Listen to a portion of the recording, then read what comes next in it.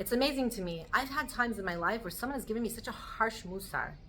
They've given me exactly what I did need to hear, and it was truth, and yet I couldn't receive it.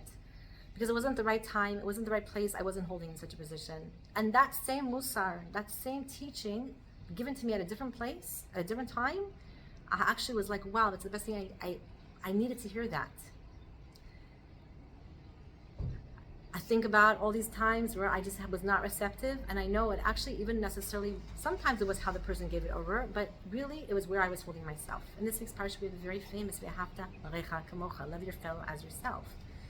Okay, Rabbi Akiva, our great Torah sage, comes and teaches this is the klal gadol b'Torah. But Akiva, it's only one part of Torah. It has to do between you and your fellow. But what about between you and Hashem? You're supposed to love your fellow. What about loving HaKadosh Baruch Hu? Rabbi Akiva tells us it's the klal gadol b'Torah.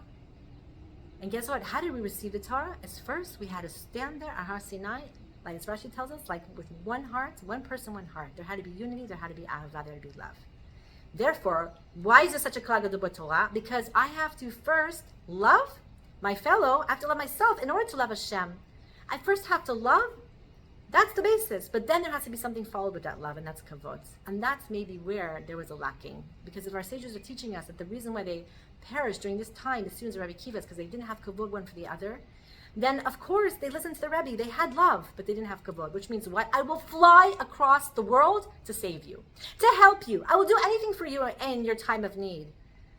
But will I show you respect when I disagree with you? Like, I don't like what you're doing right now. I don't like the way you're doing it. Do I show you kavod? I love you, but do I respect you? Do I see that point of you that's divine? Do I look inside and see that spark of Kedusha? That's what we actually have to work on right now. And where do we see this also in the Torah? We're going to be seeing, as we get the Torah, well, we get it every single day. But there we were standing at Har Sinai. And Hashem comes to Moshe and he says, I want you to do it in this way. Very specifically, I want you to say, and Rashi brings in a very soft voice, to Beit Yaakov, which is what? The women. And then I want you to tell, in a more strong, firm voice, to who? Bnei Yisrael, the men. Soft, women, and then this order, strong. Do what you gotta do, man. I was thinking, is this just a man-woman kind of thing? Like today, 2025, can I be makabel of this? Are you telling me that I'm always supposed to be this like soft because I'm a woman?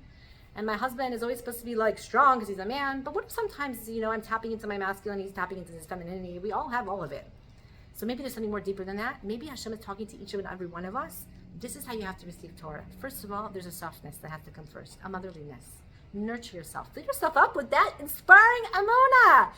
Emunah, the first two letters, is M. Soft, sweet, kind.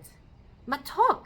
Fill yourself up. Have a sense of strength and a good self-esteem. And then what? Take it to the next step. Then you'll be able to be makabel of that person who's mashpi'ing you, who's influencing, who's telling you, this is what you need to do, sweetie pie, so do it.